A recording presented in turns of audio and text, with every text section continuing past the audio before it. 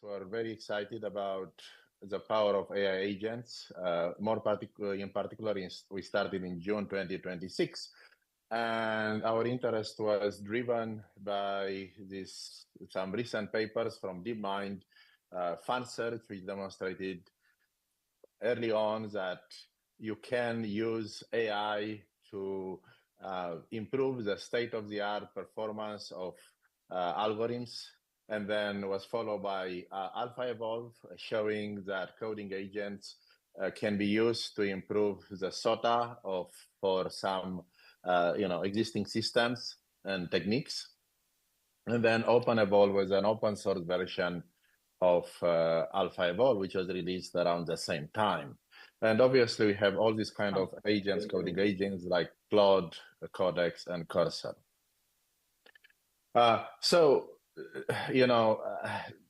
Triggered by this kind of events, we started to run a special seminar over the last summer at Berkeley, and where the system students were using this AI evolutionary agents to apply it to their own system, to their own research. And in particular, we went through 12 different projects. Good here? Yeah. And the results were quite impressive, or better than expected. So these 12 projects included around 7 published work by the students in top conferences in systems or AI, included also some work in progress and some publications, some research just published on arXiv. And in 10 out of these 12 cases, we got results which are better than SOTA. And not only that, but it was very cheap to use, the best models than Gemini and OpenAI and GPT to get the results. So it was quite cheap and quite fast. So this a lot of excitement, and also since then. And we done a lot of work in the space.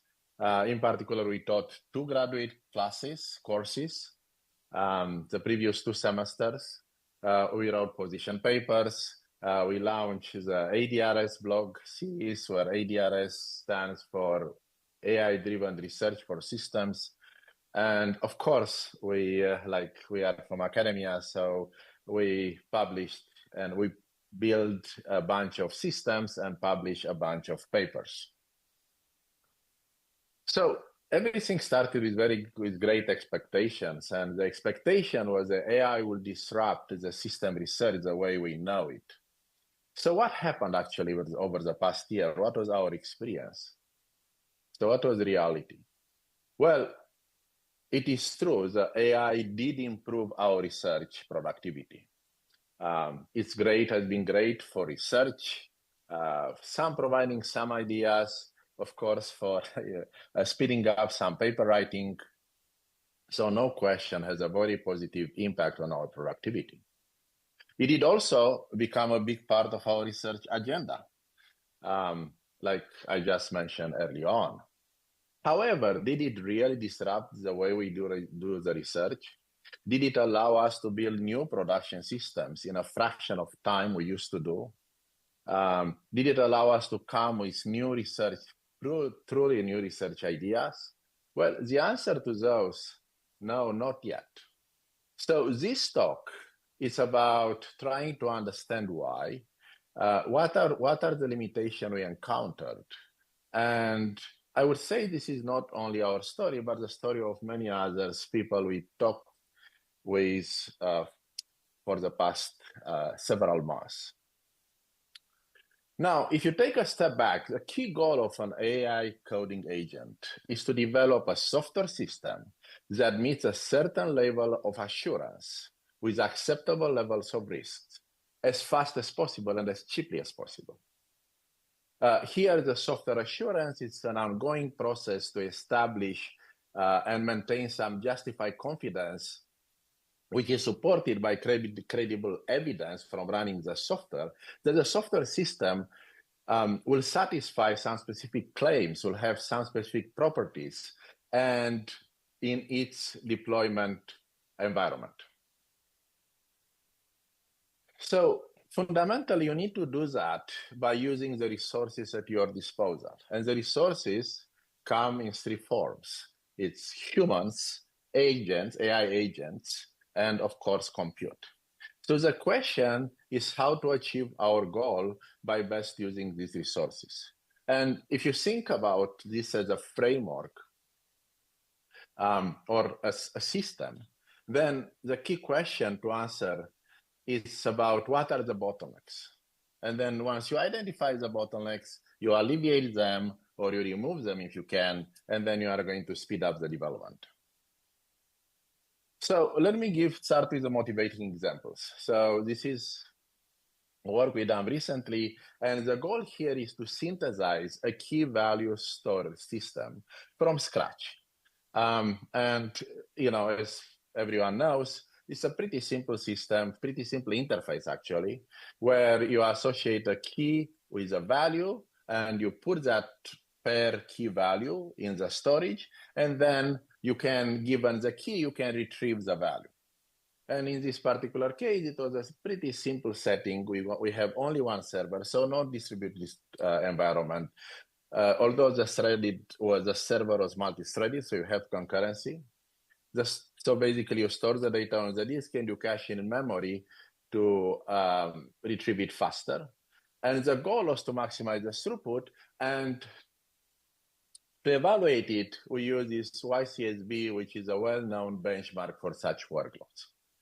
So now in the process of using these evolutionary AI agents to synthesize the solution, we got one solution at some point which was 6 times faster than all the previous solutions, a huge improvement. So why was that, right? Of course, you are curious to understand what led to such a big improvement.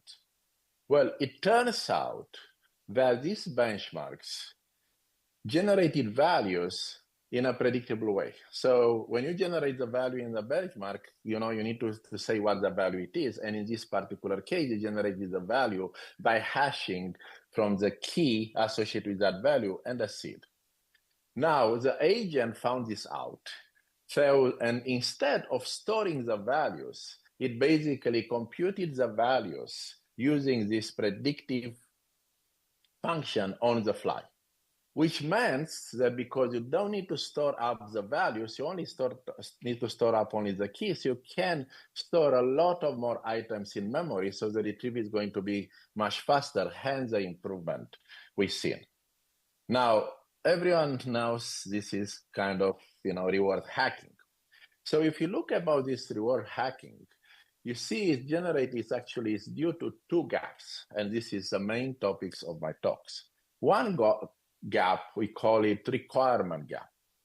So you see in this case, the agent in the specification was required to return a value which was put associated with a particular key.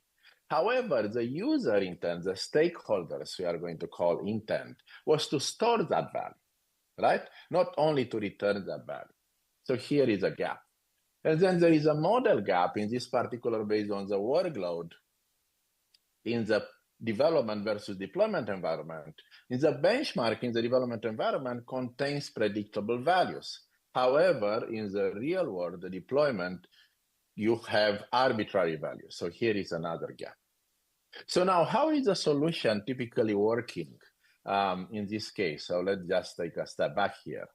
So you have a bunch of requirements, which basically describe the system needs to be built, performance goals, and so forth. And you have a model which tries to abstract away the deployment environment. And this is about where in the environment you are going to target the deployment, the workload, which you think is representative of the real workload, kind of the failures and things like that. And now a developer or an AI agent takes these requirements and the model and generates a program. And then this program is evaluated. Right? And evaluated, you can have unit test, end-to-end test, integration test, or you can have contracts or formal method. Now, if it passes this evaluation, or if it is an evaluation, it doesn't pass, then you provide the feedback to the developer and to the AI agents, And then you are going to continue in a loop until the program passes the evaluation, and then you are going to deploy it. The problem is, again, that the requirements and the models are an abstractions. On one hand, of the user intent, what the user wanted the system to do, and the real world where the system is going to be deployed. And these are the delta between those are the requirement gaps you are talking about. So being a little more specific, the requirement gap is there because the intent of the users is broader than the requirement. And here are some examples. There are omissions, things that the system should do, but is not specified, like store arbitrary client values. There are exclusions, like things systems should not do and are not specified, like never expose customer data. Trade-offs, like for instance, a search has a 200 millisecond SLA. If this SLA is exceeded, if this deadline is exceeded, should you wait? Should you return partial results, or you should return a failure? And there are conflicts which are not specified how to be solved. Like for instance, you want personalization, but this needs chat history, but privacy rules prohibit retaining the chat history. How you are going to resolve this trade-off? It has to be specified. Now, the model gap is the same you have for the same reason, because the real world is broader than the model. The model gap, so there are examples are the workload predictable. For instance, the workloads have predictable benchmarks during the development versus arbitrary values during the deployment. You have failures like fail stop tests during the testing and Byzantine false during the deployment. You have dependencies like setable mocks versus changing the APIs in the physical, in the deployment case. Or you can have adversary and drift, new attacks or workloads, which happens after release. So these two gaps are responsible for the reward hacking, and the reward hacking is arguably responsible for many of the things you have seen recently in the news, like these agents escaping their environments and going rogue. It's also, you can trace back them to alignments or misalignments and hallucinations. And a key challenge here is about underrepresentation. Because you can only judge from available evidence, and the evidence is often incomplete. New evidence might invalidate acceptance of a program P during deployment. Examples are implementation P developed, it's an implementation developed under the model M, which assume first-stop failures. Then you deploy this in practice, and as long as you have only first-stop failures in the deployment environment, you are good. The stakeholder accept the implementation, but once you get a failure, like a Byzantine failure, like a corrupted memory, that's no longer acceptable.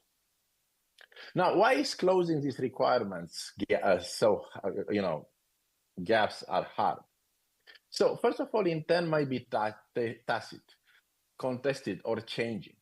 Fundamentally, you don't know what you don't know, right? You cannot think about all the corner or future cases until you see them, right? And this has been noticed for the past decades in many domains: software engineering, AI, economics with contracts, politics, and so forth. And you can also think about this like from a pure solution perspective. If you think about how you can close them, well, one way is to ask people whenever there is many material change on the deployment, you can ask people, is this good or not? Or you can create an oracle, a model or a simulator that predicts every material judgment of the stakeholder.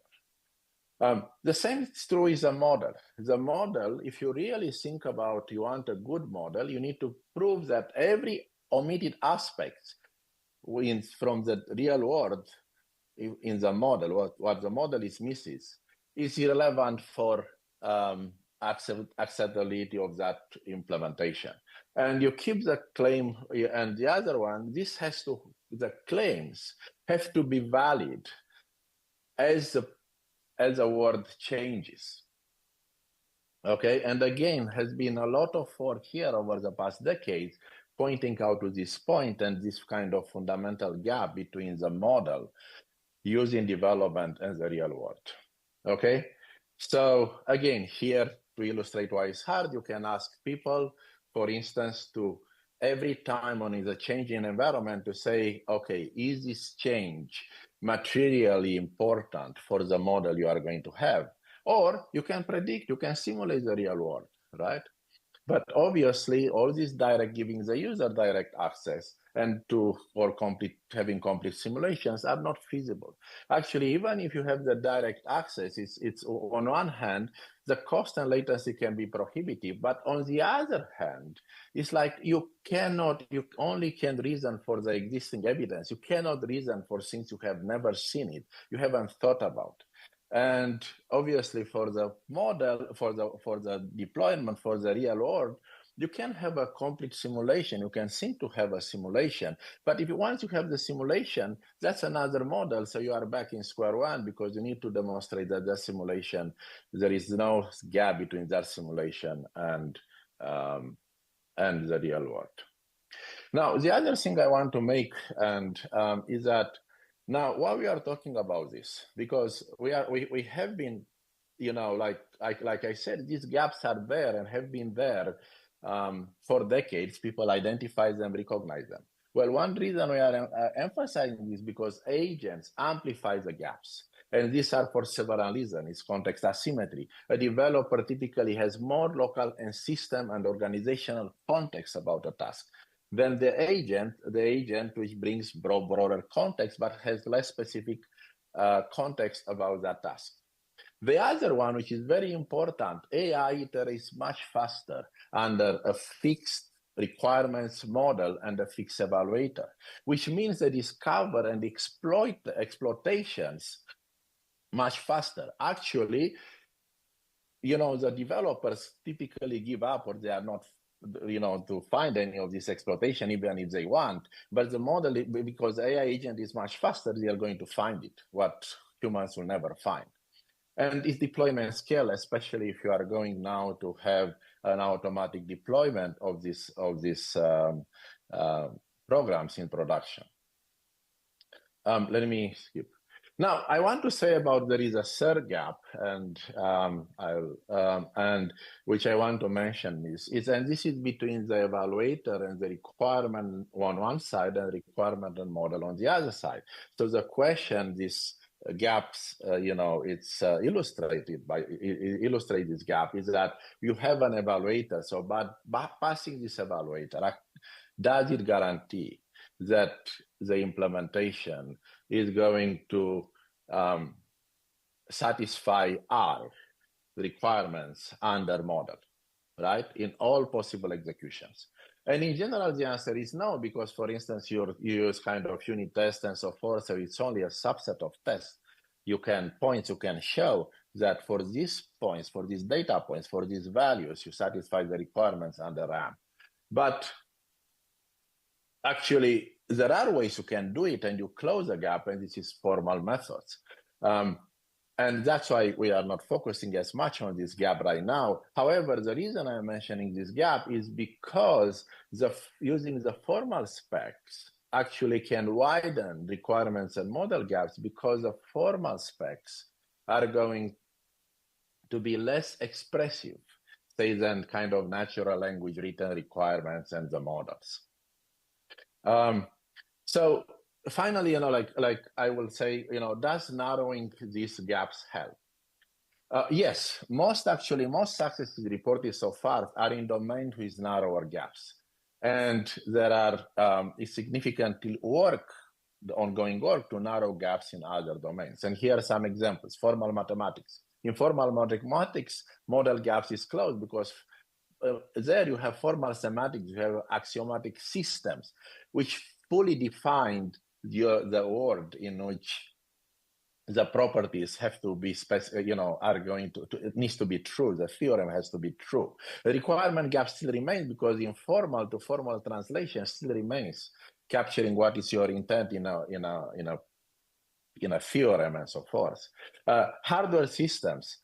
For hardware system, you have instruction set architecture, you have RTL, which bounds the relevant behavior. Of course, this doesn't close the gap to physical effects, which are remaining outside the model. Strong verification also may close the evaluation gap. System optimization. We are talking about system optimization versus system synthesis. With system optimization, you are going to be anchored in a code. And in this code is going to capture the interfaces, edge cases, functionality. So it's kind of narrowing model and requirement gaps as compared with the system synthesis, which lacks this anchor and must infer more from incomplete requirements and models. And finally, reward models, right? What reward models try to achieve is to narrow the model gap by learning the models, part of the model, by interacting with the deployment work. Okay, so 2 more minutes and I'll be done. So how can you close this gap in general? Well, to close this gap in general, you need another loop, which actually includes the intent, the user intent, and the real world. And this is the first step here, is to have observe and try to detect what are kind of the issues, unexpected issues, misbehaviors. Then you need to diagnose them. Then you need to revise, and you are going to revise the requirements, hopefully improve the requirements, improve the models, improve the evaluators, which will reduce the gaps. And you do this until you are going to achieve, you are assured your level of assurance and risks. And let me give back, because I'm so, skip a few slides. So we've done quite a bit of work in this area, but of course, much more remains to be done. And here are some pieces of work we've done, for instance, for the loop, for development loop, evolutionary loop, for AI agents, for reducing the evaluation gap, for diagnosing, tracing the intent of, and from the traces, which represents the user interaction with the systems or the agent interaction with the real world, and obviously directly trying to reduce the, to narrow the requirement, the model gaps. So what are the takeaways? So here, the takeaways from this presentation. First, the model and requirement gaps are fundamental and cannot be certified as closed in an open and changing environment. Again, because you don't know what you don't know. So therefore, you can only narrow them. The second one is like the humans will remain in the assurance loop because they are needed at least to narrow the requirement gap, because they own the intent. And likely because they are going to be in this assurance loop, they are going to be the bottleneck. And the evaluation gap can be closed using formal method, but the cost can be increasing the model and requirement gaps because the lack or the limited expressivity of the specifications which are needed by the formal method. Finally, these are not new problems, like I mentioned. However, AI agent exacerbates them because of the context asymmetry, speed, and scale. They are going to find and exploit this kind of gaps much better, much faster than humans. So therefore, what do we need to do? We need to use the best practices in software engineering and security, and we need to be more cautious and meticulous than ever before. And of course, do a lot of more and interesting research to close these gaps. Thank you.